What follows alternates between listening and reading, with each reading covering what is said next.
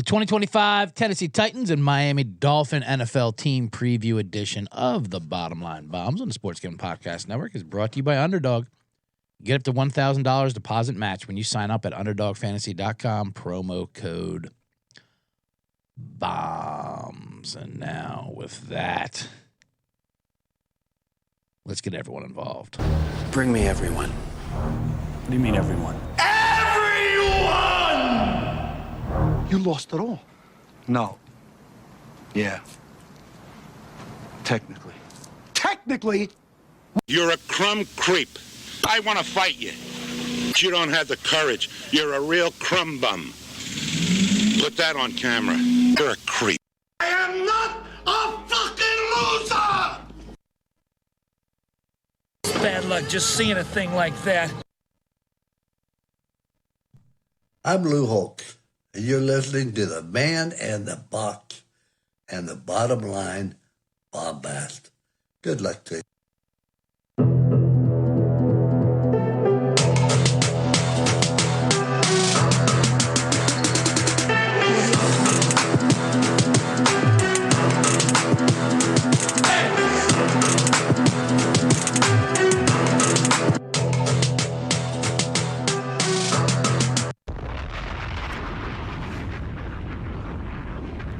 Welcome to the Bottom Line Bombs. I am your host, the Laddie Daddy, the Deli Llama, the Bet Detective.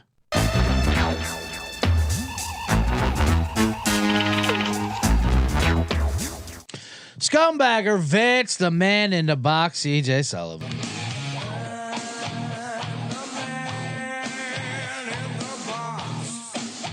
That's right, and we are here with another week here, the last week of July, heading into August. It's, as I record, it's live Monday, July 28th at noon, hour early, because we got a big day of team previews with the main show as well.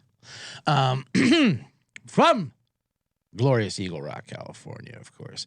If you're listening over on X, hop on over to the YouTube right now. You can join the live chat, keep the energy going. We already got John and Feach out here in the chat, keeping things going. John says, "What's up, Bet Detective?" With some bombs. You get some bombs. Feach Lamagna.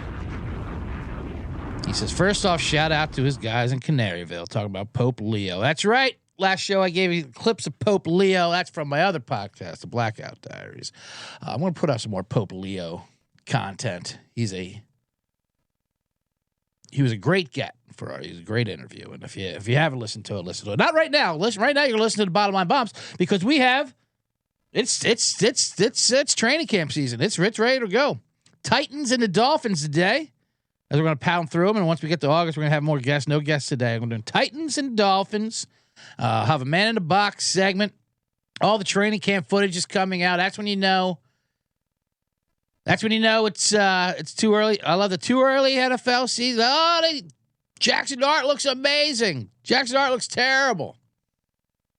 It's just somebody's iPhone footage of a training camp throw or a run, which I don't mind. I actually don't mind all the training camp hype, but people are blowing back again. I like when the media blows back again. Let's stop hyping up every training camp and the carting off and every catastrophe. This is what you do. They just don't like other people stepping on their sensationalism.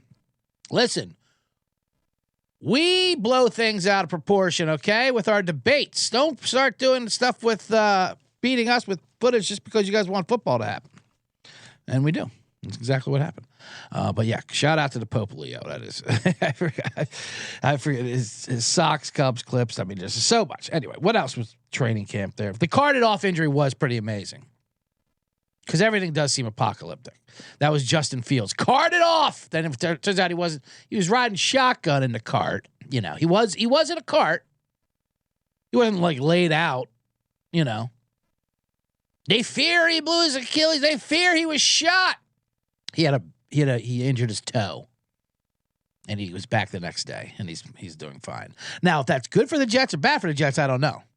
Getting Justin Fields, but no Kirk Cousins, that's for sure. But yeah, I love the train. The vibes, a lot of vibe talk. You're gonna get that today too. Kay Adams today said, I wasn't ready for the energy Giants camp. They got good vibes. They got something going on. They're having fun. Vibes. I like handicapping on vibes. The vibes are good. Great. Russell Wilson's a quarterback, right? How are those vibes? Vibes are real good. Justin Fields' vibes are great. They're dancing. You see Dak Prescott dance like Harry Potter? Bad vibes. No, that's good vibes. I was actually at Dallas Cowboys training camp. Speaking of Dallas Cowboys, not visiting there to be a guest or anything like that, or even covering it for media-wise. I just happened to be next to it in Oxnard, California, golfing my Saturday tournament, my Saturday Roosevelt Men's Club, if you will. Our tournament was in Oxnard, right where the Cowboys have training camp, and the course is like right on top of it. And you can see all the, the jean shorts and the hair gel and the Dak Prescott jerseys lined up around the corner to go see their Cowboys and to see Jerry Jones call him Michael Parsons. But, yeah, no need. I was going to say, well, maybe I'll drive over someone's foot there, but no need to injure any Cowboys. They'll mess up themselves as long as Jerry Jones is their general manager and their owner. He can be the owner, but as long as he's general manager, they're gonna be terrible. Feach says an overpaid lineman kissing his teammate on the forehead was not on his training camp bingo card. That is the Christian Wilkins saga that's going on with the Raiders. Christian Wilkins, huge signing last year for the Raiders. They gave him a ton of money, 4-year contract, I think, like $130 million, whatever, and they just cut him. He's been injured, and now it's so funny. So he's been injured. They asked him to have ankle surgery. He said no. He got a second opinion. He said like a second ankle surgery right before OTAs, and he said no. And now, so they wound up cutting him, and now they want to take back his guaranteed money, which I don't think you can do. I'm pretty sure you can't take guaranteed money away. That's why it's guaranteed. And they already paid him that guaranteed money. Now they want it back. Oh, you do? You want that $37 million back? Yeah, I kind of spent that. On what? None of your goddamn business. How about that? So now these stories come out that he does weird things. One was tickling players' toes. Now the actual story comes out that he kissed a teammate on the forehead, and that guy did not like that. In those homophobic locker rooms. So how true those stories are, I don't know. He is a bit weird, but I'm sure that's not why they cut him. Because he's kissing foreheads. But he does have a bad history. If he is a grab out. He's a grabber. He's a grabby. Every locker room has a grabby guy. You know what it is, but it's always uncomfortable. People are really comfortable being naked, towel snapping, and grabbies. But anyway, all I know is these are football stories. When you get locker room hijinks like that, so you got football stories, and that's always feels good to be back in the old football realm. Speaking of which, right?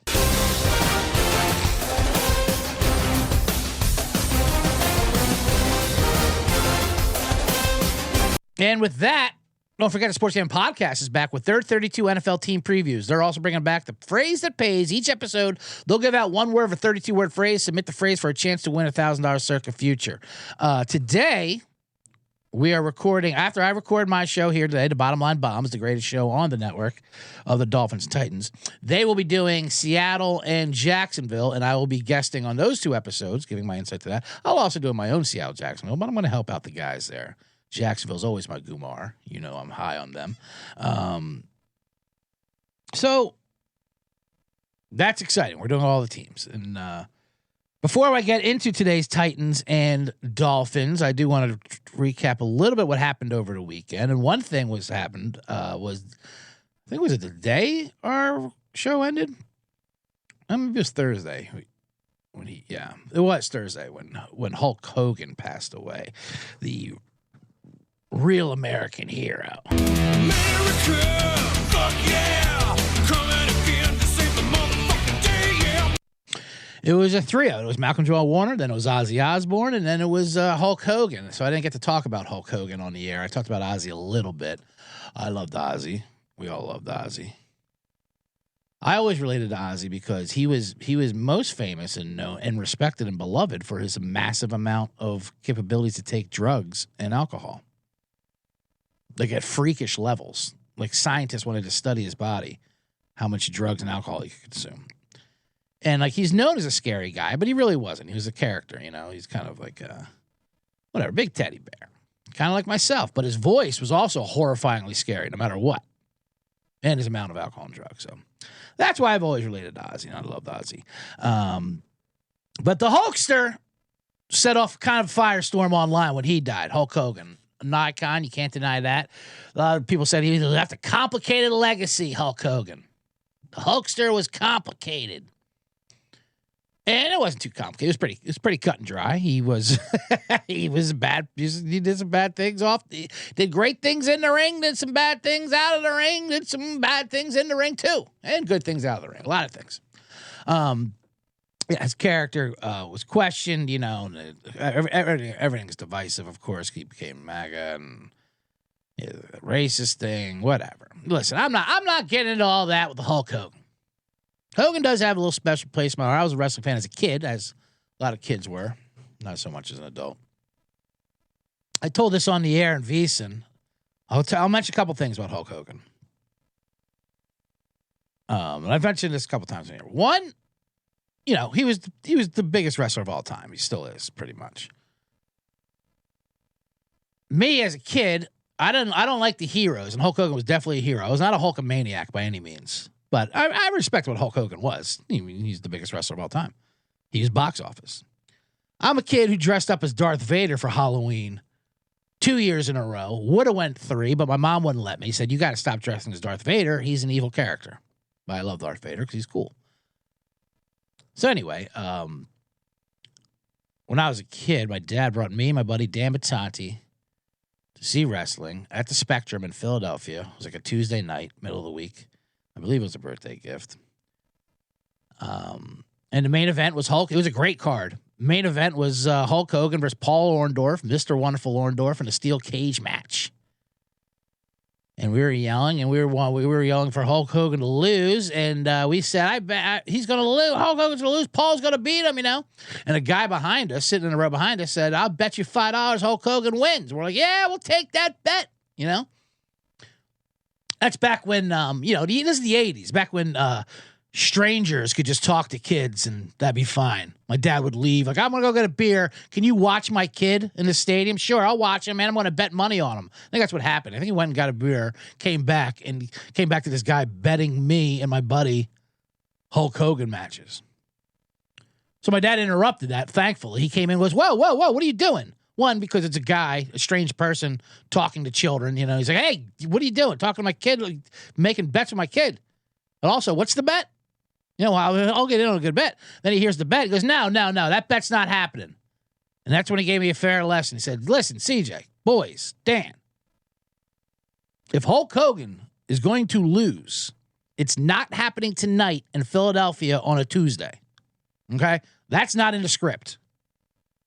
He might lose eventually, but it's going to happen like, Madison Square Garden, WrestleMania, SummerSlam at the very least. But it ain't happening here on, primetime Tuesday Philly wrestling or whatever when it's not even on TV.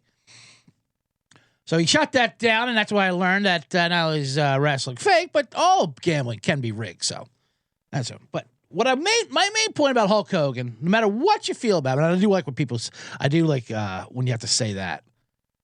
Say what you will about the guy, and then they usually say something. It's usually about something completely inexcusable. But say what you will about Hulk Hogan. And I feel this got swept under the rug during his obituary because of all the fighting between how he was great or how he was racist or blah, blah, blah. The character, blah, blah, blah. He fought, how he was bad against the unions. He was a snake to his own wrestlers. He did a lot of things that were shady. But to be honest with you, even talking about the racism stuff, for a bodybuilder from Florida who is, roided out of his mind his entire life, he's pretty tame. If you want to go that far into racism, but that's neither here nor there. My point is, one of the greatest things about Hulk Hogan, which got swept under the rug that people aren't talking about, is that he was one of the greatest liars we ever had. I mean, like Wilt Chamberlain type lies. He would lie, for no reason. Just one of these weird liars, which I've always find hilarious. And very provable lies, too, like disprovable lies or whatever. Like shit you could look up, which I always thought hilarious. Feach says he was the best heel around. He was the best heel around. Where is that? I can never find that. I can never find sound bites. He was the best guy around. What about the people he murdered? What murder? What murder? But here's a couple of the claims Hulk Hogan made. My favorite one is he said that the band Metallica offered him the job to be their bass player. Remember when they were auditioning bass players after Burton died? They offered Hulk Hogan that job to be their bass player. Hulk Hogan in Metallica. He also said it was before he started wrestling. So that's how good of a bass player he was. One thing about that is Metallica as a band did not even form until 4 years after he started wrestling. But, Roddy Pasco. As Roddy Pasco says, Lars wanted the Hulkster to be Metallica. And then the best thing about these lies is they go to them, okay, tell you what we're going to do, Hulk Hogan. Instead of taking your word for it, we're going to go ahead and ask Metallica if this is true. And Lars always said, yeah, no, we never offered Hulk Hogan our bass job. No, we wanted to continue to be one of the biggest heavy metal bands of all time. So we thought we wouldn't mess that up by making Hulk Hogan our bass player. That's a decision we made as a band. Wise decision by Lars and the boys. I love when he speaking of which, the movie The Wrestler with Mickey Rourke, that was a complete ripoff of Jake the Body Snake documentary, by the way. Jake the Body Snake. Jake the Snake Roberts. If you ever seen the documentary Beyond the Mat, it's phenomenal. The movie The Wrestler, the Darren Aronofsky movie The Wrestler, it's a good movie, but it's basically a ripoff of that documentary. Anyway, Hulk Hogan said they offered him that role instead of Mickey Rourke 3 times, and he kept turning it down because he didn't deserve it. I don't deserve it. Give it to an actor or whatever. And, of course, they went to Darren Aronofsky. He goes, yeah, no, he was never up for consideration. I never asked him that. Not even a cameo. I didn't even want him a cameos in a wrestling scene, let alone to be the star of my Oscar-nominated movie. John brings up the 400 days in a year. Amazing claim. Hulk Hogan claimed he wrestled 400 days in 1 year. Mind you, not 400 times, 400 days. How is that possible? You might be asking. You see, Jenners might be asking. Since there's only 365 of them in a year. That's true. But if you do what the Hulkster did, and you fly back and forth to Japan so often, and the time zone changes, you can wrestle twice in the same day, no problem, but in 2 different days. You idiots! Didn't you think about that? You might be asking, well, what about when you fly back to America? Wouldn't you lose that day? Doesn't the time zone work both ways? Yes, it does, but not for the Hulkster. Hulkster banged out 400. He said he was offered scholarships from the Yankees to be a pitcher, the Yankees and the Reds. What? But injuries derailed that. They, of course, said no. That was because that was like a one-up lie, because Randy the Macho Man Savage actually was a minor league pitcher or college pitcher. So he was a baseball player. And I think he heard that and got so upset, or, I got to one-up that. The old one-up liar. Well, the Yankees offered me. No, they did not. The Yankees never offered Terry Balboa a pitching contract. One of my favorite. I'm going to play this. I'm going to. Geez, Louise, I might have to play this song. Since I'm getting so into the Hulkster, then I got to take a quick break. He put out an album, and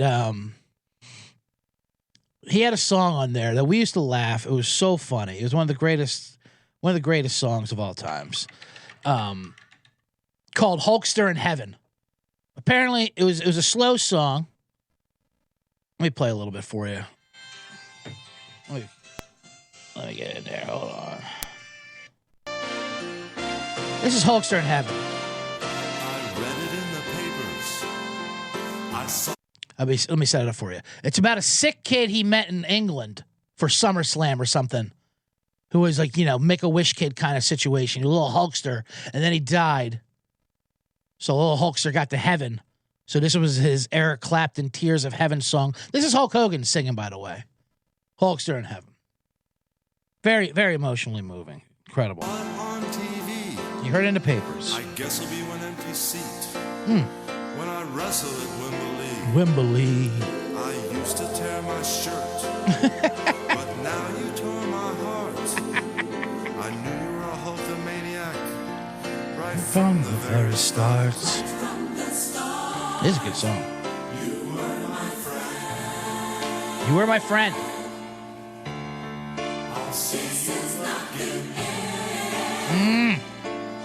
This is worth getting sued for. I'm playing it.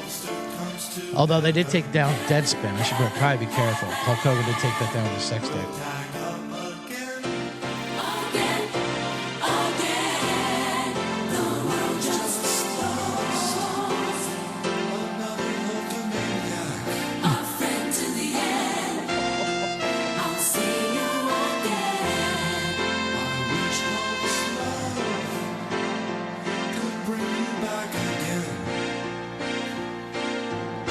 I gotta stop that. The world just lost another Hulkamaniac.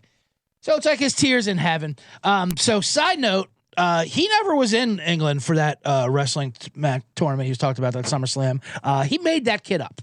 That kid never existed. There was never a sick kid that he was his friend, that tore his shirt off, he's going to see back in Wembley. I'm not saying he didn't affect kids and all that, but that kid was completely made up for that song.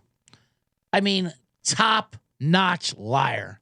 Hulk Hogan, Terry Bobo, R.I.P. I just wanted to get that in there because I didn't have time last week. Just absolutely incredible liar. Say what you want. Yeah. I'm sorry, it's degenerates there. Ronnie says, please stop it, CJ. He's getting too emotional. The things are getting absolutely crazy out there.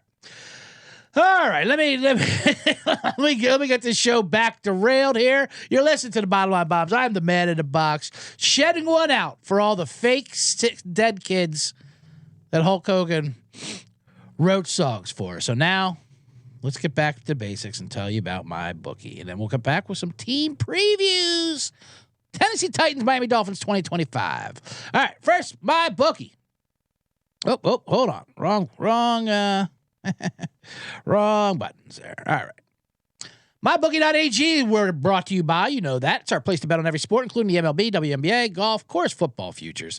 MyBookie accepts customers from a ton of locations, easy deposit, lightning fast payouts, highlighted bet. I like on MyBookie. That's a read I wasn't supposed to read, but I just did that Anchorman style. Sure, of course. We will be on the Atlanta Braves tonight. Minus a 1.5 at even money against the Kansas City Royals. Why? It's Spencer Strider versus Rich Hill. That's why. Rich Hill's 45 years old. God bless him, but come on. Spencer Strider's. I know the A's are bad, but Jesus. Rich Hill. Anyway. We're also brought to you by, so head to mybookie.ag, promo code SGPN, 100% deposit match up to $1,000. Conditions apply. MyBookie.ag, promo code SGPN. We're also brought to you by Rhythm. Rhythm's going to bet you. Rhythm's going to bet you. Rhythm's going to bet you with props. Props. You've heard us talk about Rhythm before. They just dropped a game-changing feature called the Power Trends, the best of it in their house model has to offer. Power trends are updated daily, exclusive to Rhythm. No touts, no noise, just clean data-backed bets. Their baseball's on fire. They got 63%. Their WNBA is on fire with 63%. So download the Rhythm app, check out the Power Trends, start betting smarter, and you know you will be. Get your 7-day free trial today. SportsGamblingPodcast.com/Rhythm.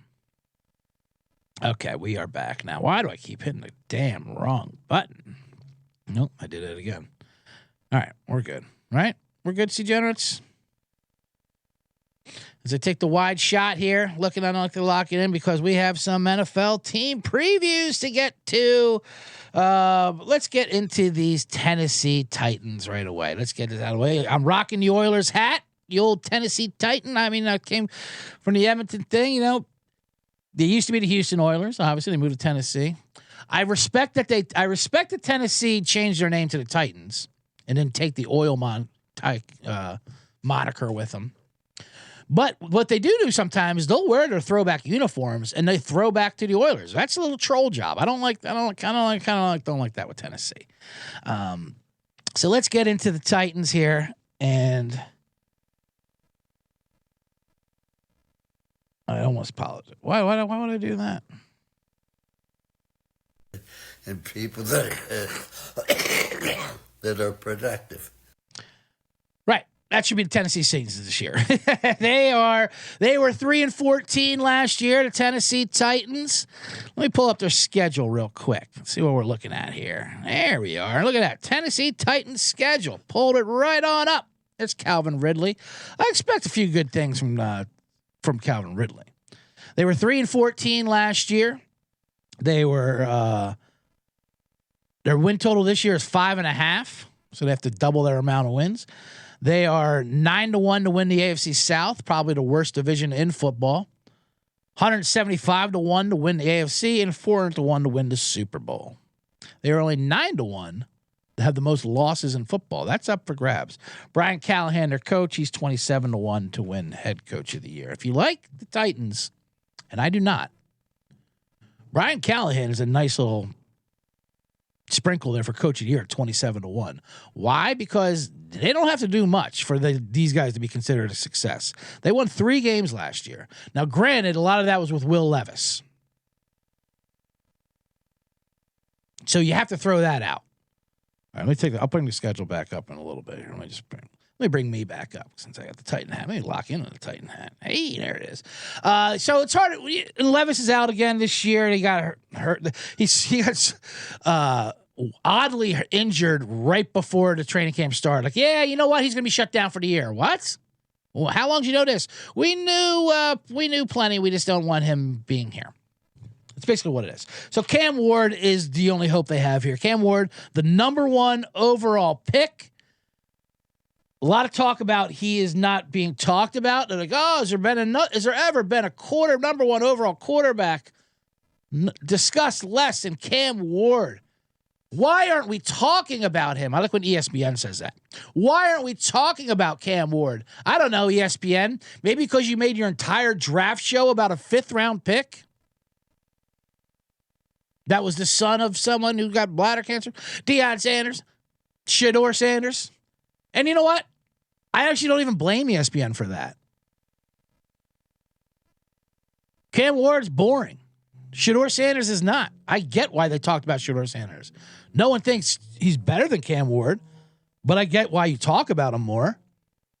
At the same time, yes, Cam Ward's got a great story. He was a 0-star recruit at one point, went to wherever, and then blah, blah, blah. Then he finally went to Washington State where he was good. Then he went to Miami. I like Cam Ward. He whips the ball around for sure. He's got bad footwork, they say. Kind of like moves around. Takes a lot of sacks, which is not a good thing. Their offensive line is decent, so that will help him out. He's not going to a terrible offensive line. They signed Kevin Zeitler from Detroit. They have J.C. Latham. They have Pete Skoronka. Their offensive line isn't bad. Cam Ward is 425 to win Rookie of the Year, second behind Ashton Gentry. He should be the chalk. Cam Ward should be the chalk. He's going to be the quarterback all year. There's no one behind him. No one is, unless he's hurt. He's playing every game, and he's going to throw the ball a lot because they're just not good. This team is not good. Their receivers are horrible.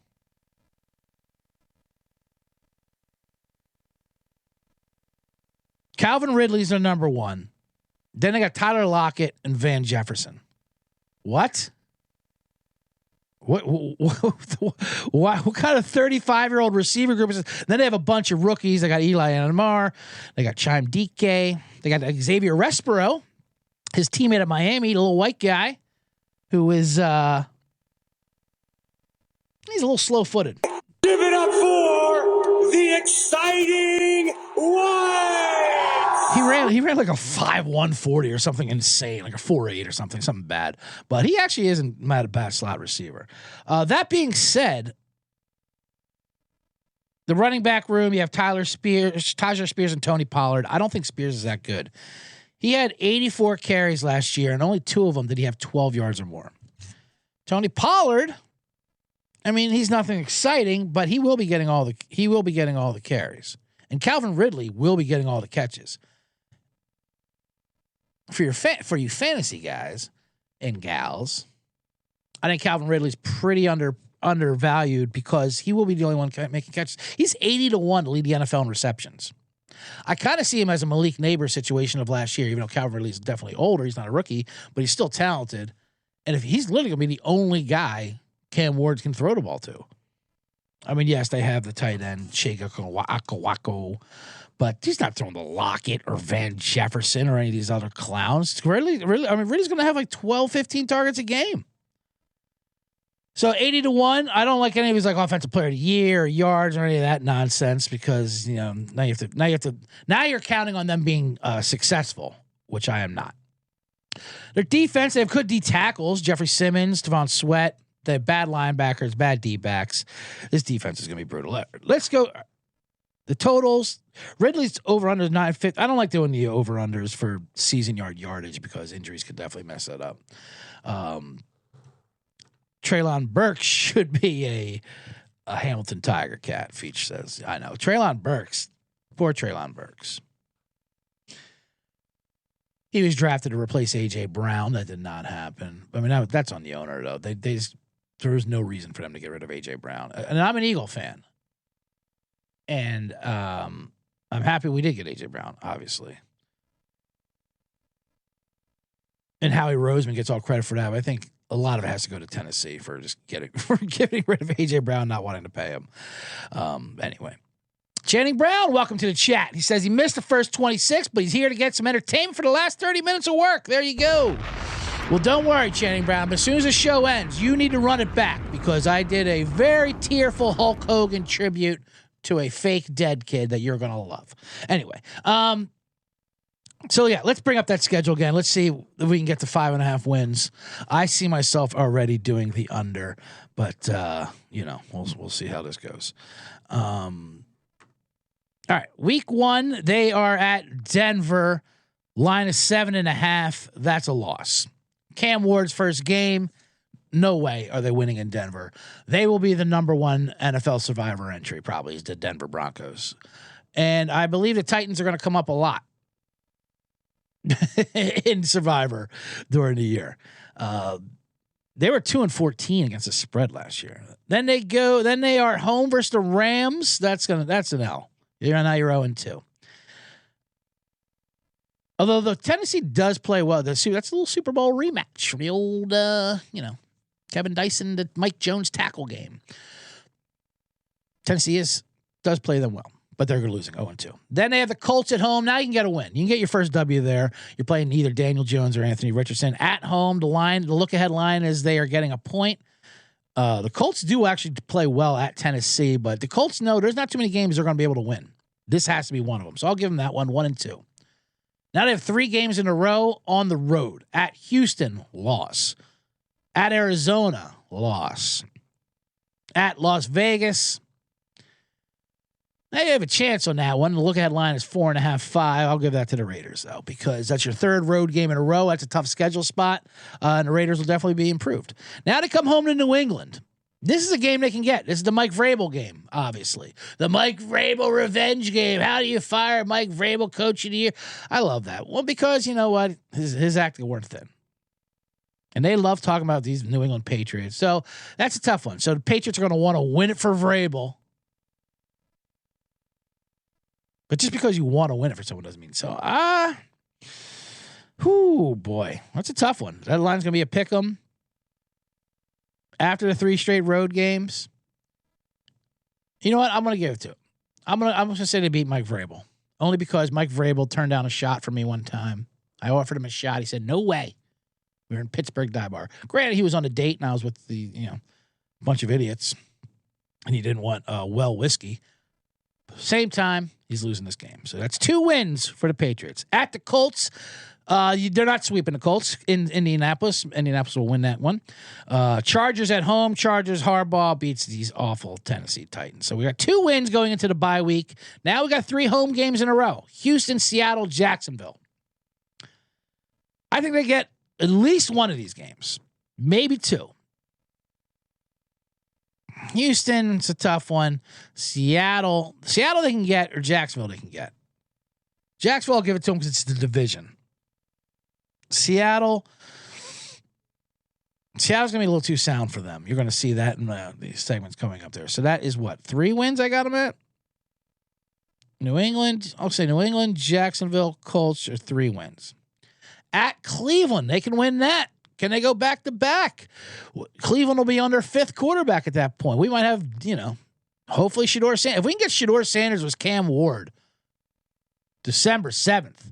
And that rivalry is good because you ever see those off-season workouts there? They're like kind of, it's just Cam Ward talking shit to Shedeur the entire time. That's why I realized I like Cam Ward. I mean, they're friends. They talk shit. But he's just talking about, you lost a bowl game, blah, blah, blah. Shedeur makes more money than him. So I think Cam Ward wins this game. There we go. That's the 4th win for the Tennessee Titans. Now we're cooking. At San Francisco, no, that's a blowout. 10 points is the look-ahead line. Kansas City at home, a good night nurse. No. Now you have New Orleans at home. This one they can get. I mean, they might have Spencer Rattler or Tyler Shuck for crying out loud. That's the 5th win. That's 5 wins for Tennessee. Week 18 at Jacksonville. That's what it's going to come down to. I think Jacksonville wins, but at the same time, what is the Jacksonville? I mean, who knows what their motivation is week 14? Hard to predict. So do you want to make a bet on over Tennessee and rely on week 18 at Jacksonville? Probably not. It's probably not what you want to do. But so man, that's a tough one. So I guess I'll go under. It's juiced to the over. They're just gonna be a bad team. But more importantly, I think a nice sprinkle. Cam Ward rookie of the year is obviously a solid bet, but yeah, that's chalky. But Calvin Ridley, that's my play there. Calvin Ridley to lead the league in receptions, 80-1. That's a fun bomb. All right. There it is. That was painless. We got through it. We got through the Tennessee Titans. Maybe the worst team. 9-1 most losses isn't the worst thing, but I think they get 5 wins. I think that's what I have them at. 5 and 12. All right. Now let me tell you about more fun things like the Circus Survivor contest, which I said the Tennessee Titans will be the number 1 picked against team, probably one of them all year, but definitely week 1, everyone's going to have Denver. So make sure you get in these world's greatest sports books, circle us in their world's greatest contest, Circa Million, Circus Survivor, and the Grandissimo with over $21 million in guaranteed prizes. You can't call yourself a true D-Gen if you're not competing in the Circa football contest.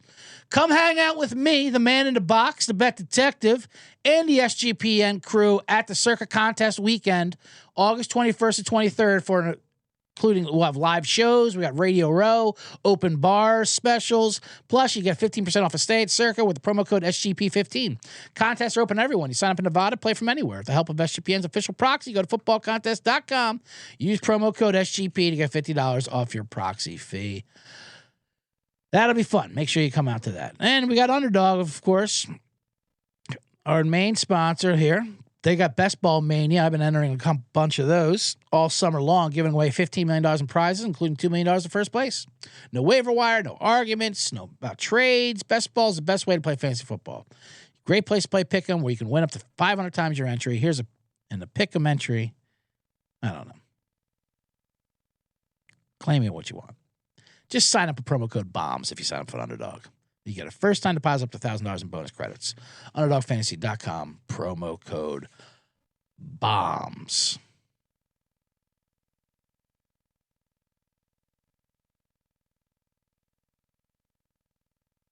All right, we are back here now in the Bottom Line Bombs.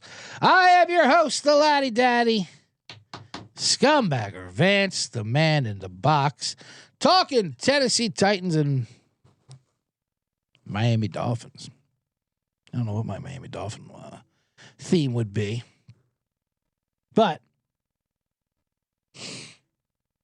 yeah, I'm just trying to mark down when I put ads in later on. You know how the man in the box does. He self-produces. He self-edits.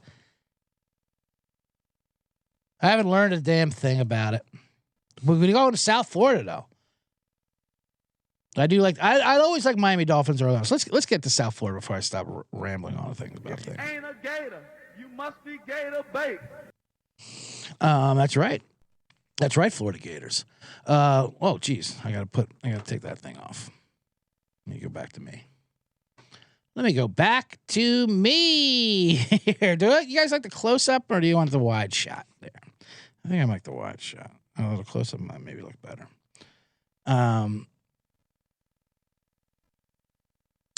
Ronnie says he would not do Cam Ward Rookie of the Year. I'm not playing Cam Ward Rookie of the Year. I'm not. That's too chalky, but it usually does go to a quarterback. Jaden Daniels won last year, but he was Jaden Daniels. I have a couple other sprinkles I'll get into when I do my season-long future bets towards the end of August. But right now we're locking out team previews. And now we got to do the Miami Dolphins, who were 8-9 last year. They missed the playoffs. Mike McDaniel's first year of missing the playoffs. Mike McDaniel's, the hipster quarterback, the Brooklyn barista who's got recovery energy. He's only had one double-digit win season. So there's a lot of talk about him being on the hot seat. I think they just might be sick of his act. The media loves him, so he is 35-1 to win Coach of the Year. I would not play that. They would have to go like 12. They would have to go 12, and they would have to get the 1 seed to get the Coach of the Year. See, I'd rather waste money on Brian Callahan, who all he has to do is win 7 or 8 games to win Coach of the Year. McDaniel would have to do a lot.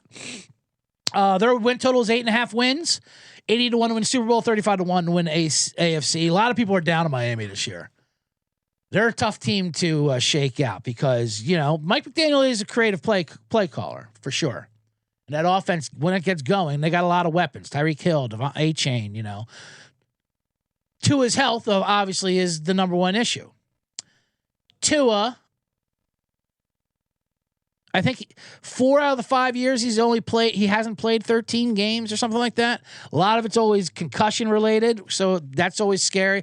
Problem with Tua is not only does he get hurt, but it's a show when he gets hurt. It's always on Monday night. It's always on Sunday night. It's always a primetime game, and he gets, a stroke-inducing concussion where his arms are like a concussion thing, and it's not good. Like, this never happens in a 10 a.m. Pacific game or something like that, or at Arizona that nobody's watching. We all see it. And then every time it happens, like, well, okay, he can't ever play again, right? He's like, no, I'm going to come back and collect my $100 million and play. It's like, all right, yeah, he's a full-grown man. If he doesn't care about his kids, that's fine. He's basically like Evel Knievel, really, Tua. You're watching to see if he's going to die.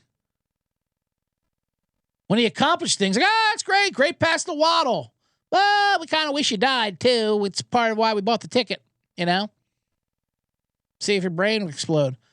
No one wants to see it, but, you sometimes you go to see the wreck. What they're not talking about is Tua regressed a little bit last year, too. His actually performance wasn't that great. Now, a lot of that had to do with Tyreek Hill flat out quitting on the team and not being good. He said he's going to be good this year, but who knows? Channing Brown says recovery energy is hilarious. He does. He has that full on, those people that are in recovery. I stopped drinking a while ago, but I don't put that recovery energy on you. I've dabbled in AA just to see what's going on. It's a whole different world in there. That when they talk about, they have that, it's a cult, first of all. But that higher ups of like, I'm making up grounds for you. It's a bit weird. I don't like it. But back to the Dolphins. Their offensive line is a mess. That's the problem, too. I think only 2 of them have played 1,000 snaps. So that's not good when you have a very injury-prone spaghetti brain Tua quarterbacking back there. But when this offense does get going, it's good. A-Chain is awesome. Tyreek Hill is awesome when he comes back. And Waddle's great. Tyreek Hill is 45-1 for Offensive Player of the Year. 925 is his total yardage. Waddle's 250-1, 850 total yards. 251 to win Offensive Player of the Year. He was 600-1 Offensive Player of the Year until Sean Green and Adam Rosenberg snaked that number for me and Kramer, and it dropped to 250. So now I'm an anti-Waddle guy. But I think Waddle and Hill obviously could have big bounce back years. All the Dolphins. They signed Darren Waller. Speaking of recovery energy, Darren Waller, famous for his. He's heavy on the AA, but then you see that's what happens when that's recovery energy too. You get to think too much. When you're drinking and you're doing things like that, you're not thinking about things, and you can move on. Now, when you have that, when you're in a full-on program and you tackle everything, your addictions don't leave, but you put them somewhere else. So Mike McDaniels puts it to his, his clam digger pants and his, hipster skinny jeans and designs plays and all these other, and all those press conference quotes are all 20 minutes long. Then Darren Waller starts rapping, decides he wants to retire because he doesn't want to be a lead blocker. That's what happens when you get into recovery. You're too in your thoughts.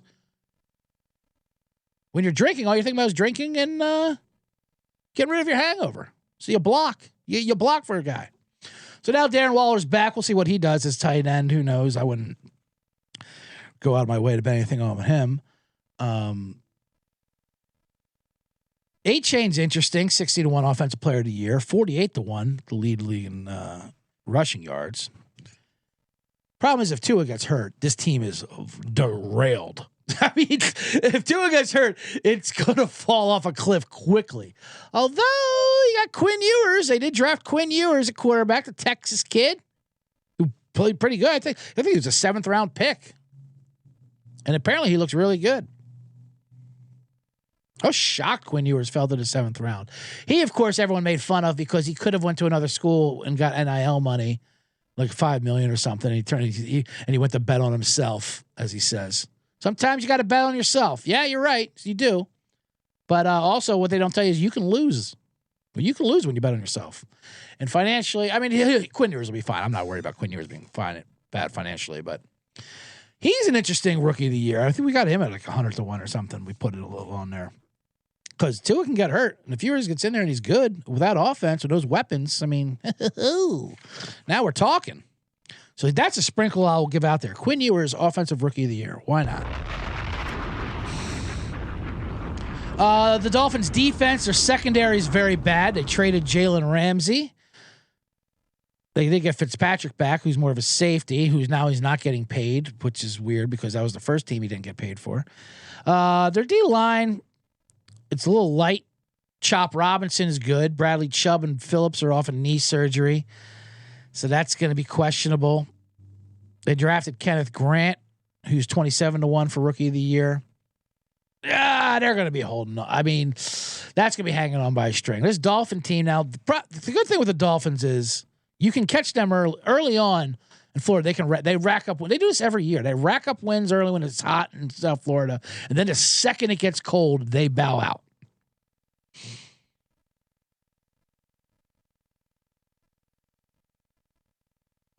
Channing says McDaniels with his off-white shoes gives off that Buscemi "how you doing, kid" straight. Yeah, he's definitely trying to be a cool kid coaching this team, which obviously you can see with the when you have teams like players like Tyreek Hill quitting and shit like that and not caring and admitting he doesn't care. That's what happens when you have hipster McDaniels, your coach, trying to be nice. He's too nice. Anyway, let's get to the schedule. See what we can get there with 8.5 wins. That's the Titans. Let me get to the Dolphins. There they are. There's a little general Dolphin logo I put on there. All right. They start off week 1 at Indianapolis. Now, I have Miami already bet them. This game's a pick 'em. People are starting to like the Colts now. I think when you bet Miami, you bet them early when they're healthy. I don't care if it's Daniel Jones or Anthony Richardson playing that game. Dolphins are winning. Dolphins are winning in Indy week 1. Then they come home to New England. I think they win that one. Like I said, I think New England's very overrated. And Miami always beats New England in Miami, even when New England was amazing with Brady and Belichick and all those guys. They would always lose it in that South heat, So all right, there you go. Dolphins, I got you at 2-0. At Buffalo, of course, that's a loss. The Fish never look good up there. Jets at home. Dolphins Jets, always a fun AFC East game. I do not like Justin Fields at quarterback, so I got you 3-1. Now you go to at Carolina. This is a game that you can lose, but you're feeling good about yourself. Man, Carolina's such a tough team to predict. That's a coin toss. Let's go ahead and give you that win. Let's make you 4-1 because you're rolling. Now you come home to Chargers. I don't like that one. Now you're 4-2. At Cleveland, 5-2. That's a dub no matter what. You can't let Joe Flacco beat you. Joe Flacco is older than McDaniels. You can't have their opponent's quarterback, Scott Bakula style, and necessary roughness be older than your opponent's coach. So Cleveland victory. That's 1, 2, 3, 4, 5 wins so far. At Atlanta, that's where things get. These are wins you need to get in the dome. I think I'll give that to the Falcons. So 5-2, 5-3. Home versus Baltimore, loss. The rematch versus Buffalo, that one they could get. This is a tough spot though. Baltimore, Buffalo, then Washington. All in a row. They'll get one of them. They could go 0-3. So that's 6 wins I got them going into the bye week. Then you got New Orleans at home. That's a win. They're favored by 8 in a look-ahead line, 7. At the Jets, they'll split with the Jets. At Pittsburgh, hell, that might be the Will Howard versus Quinn Ewers game at that point. At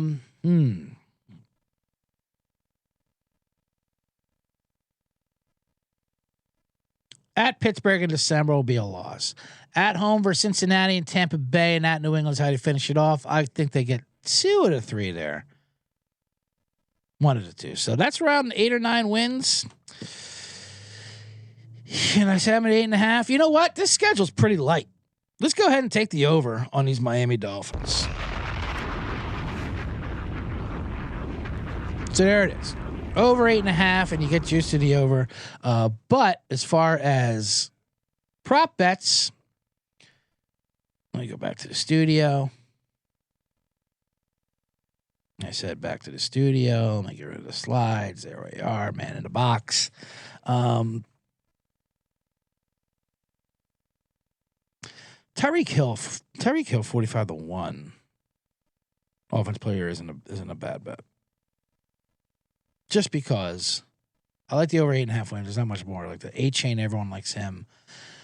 A-Chain and Hill is where I would go. But Hill's got a lot of easy bounce back spot. If he's motivated, it might be the final year of his contract. It's just tough with him. Who knows what crime is going to come up with Tyreek Hill and what they're going to, suspend him for.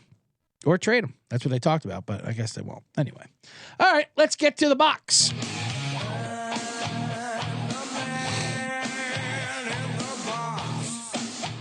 Okay, that does it for the Miami Dolphin Tennessee Titan preview.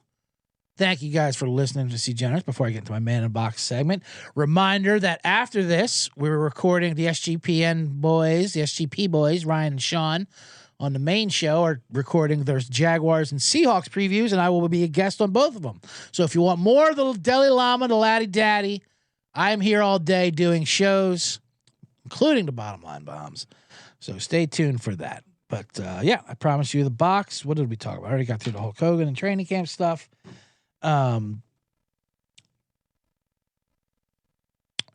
Real quickly, yesterday, I was at having dinner at a restaurant, a tapas restaurant. And I got this. The waiter, what's with this now with the waiters? They'll give you the check. Sometimes they'll do the card and they do it right at the table. And they stare at you and they stare over you. I'm not talking about the iPad where they, swing around the suggested tip thing. I'm talking about a restaurant. And the waiters now, they stand at your table. We're pulling out cash. And I'm like, oh, where's the total? Because he made a mistake. They brought something out that was a mistake. Didn't give it to us. Not like, oh, it's a mistake, keep it. Got rid of it. Like, oh, okay. Then, it took 20 minutes for the actual thing to come out. And it makes a big ordeal. That was on us. We crossed it off. We didn't charge you for that. Oh, you didn't charge me for the thing I didn't order or receive? Thanks. But that messed up the whole price. Like, so now we're looking for the total. Oh, do you need help with the total? He's standing over. Get the fuck away from me, waiter. And once again, we apologize for CJ's language. What do you want to sit down and eat? Give me a minute here. Stop looking over my shoulder as I'm opening my pocket. Get out of my pocket, as they say. So now I got to fill out the tip with you looking at me, making eye contact. Listen, I was gonna give you a good tip anyway, even though you were bad. But now that you're staring me in the eyes and making it as uncomfortable as possible, I wouldn't mind. I wouldn't mind seeing your hurt as I do this, but get out of here. Go. Leave the machine. I know how this works. I know how to find the total. It's on the bottom. Like I do all this math that he threw in there. Anyway, I didn't like that. That tilted me. And he was a little aloof the whole time. He was gone, and the place wasn't that big. Oh, sorry, I totally missed your table. That's what he's. I don't care. I don't care what your thing is.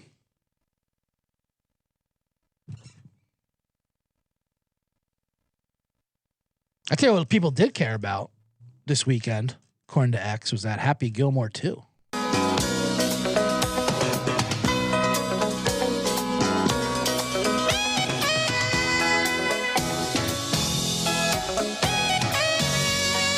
This is not quite a realer's choice. This is not a review of the movie Happy Gilmore 2, although it came out this weekend on Netflix. I did not watch it yet. I probably will eventually. I don't assume that it's going to be good. But that was the reviews you saw on X. People either loved it or they hated it. And it wasn't because it's good. I think but what's funny was, and that's why online and Twitter and all that shit's great, because you weren't allowed to have either opinion. That was the common theme.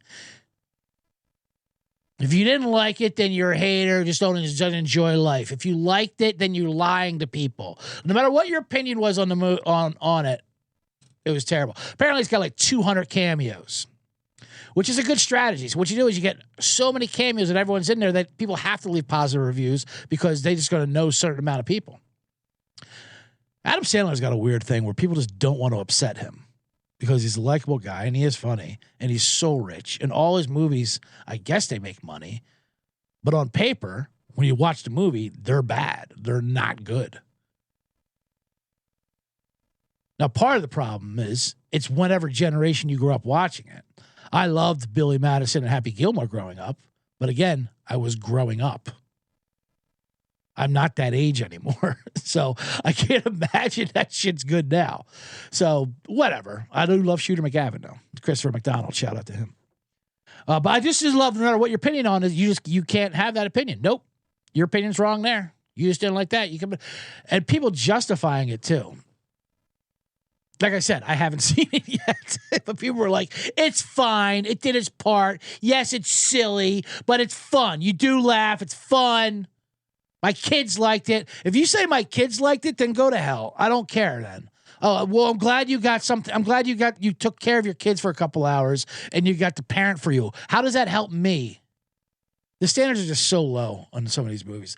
Like, I just fear all these movies. It's trying to remember the last good comedy I saw, let alone in a theater. Naked Gun's coming out next weekend, and I will see it, even though I don't think that's going to be good either. But I feel like I owe it to that franchise, for one.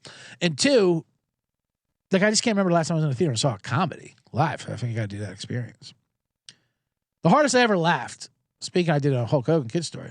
Hardest I ever laughed, I think, at a movie was the first Naked Gun. Probably was 12. Who knows when I was, but I was a kid, obviously. And I literally fell in the aisle. Like I say, rolling in the aisle, like falling in the aisles, laughter. That's what I did. I fell into the aisle laughing from the umpire scene.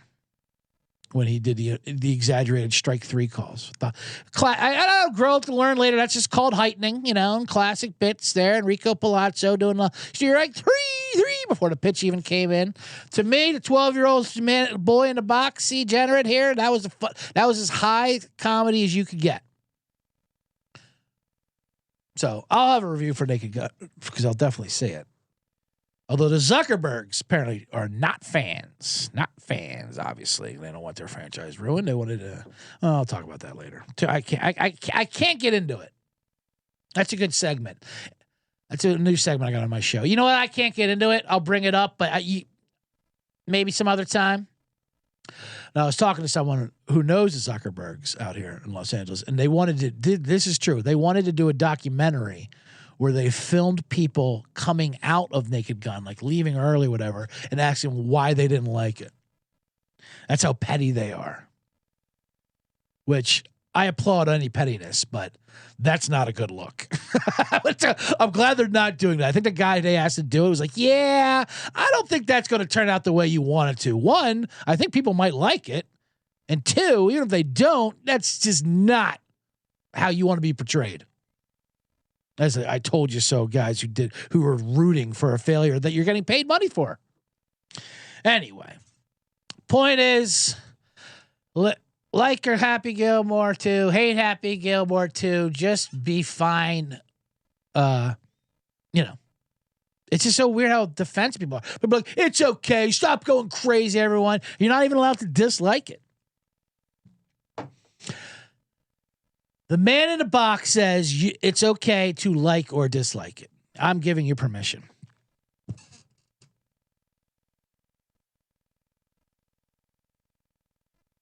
They can't be like, no, it's the stupidest movie I've ever seen.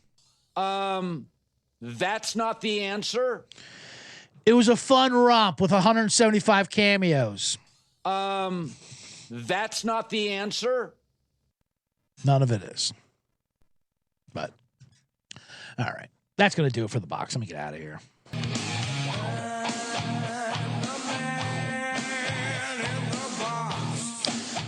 Oh, wow. It's been a long show. We're going a little late. That's great. Well, thank you for everyone who joined the chat. Helped me to get the live energy going. Channing Brown, Ronnie Pasco, Feach, John. All kinds of people are up in here helping us get along, and we got going. Make sure you subscribe to the Bottom Line Bombs. Hit the thumbs up on the YouTube. I forgot to tell you all that. You know all the damn things to do there. We got people asking for the Hulkster in Heaven song to close the show. I'll play a little Hulkster to go out. I mean, like I said, I don't want to get sued, and he does have a history of bringing down sports media websites. The Hulkster. Protein never tasted this. And I messed up. Let me go back to the halfway through where I left it. They did take down Gawker, but I got to be, like I said, I got to be on the air in order to be canceled. So let me bring it halfway through here. Here's more of the Hulkster. Thank you, everyone. This is him singing and tributing a dead kid that never existed.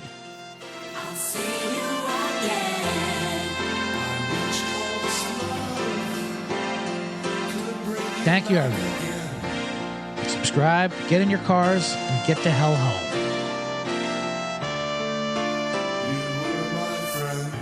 You were my friend.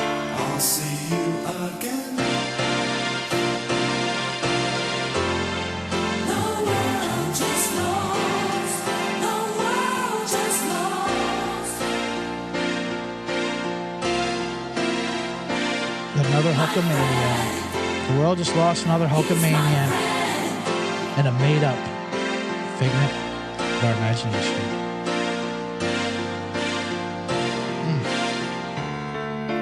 You were my friend.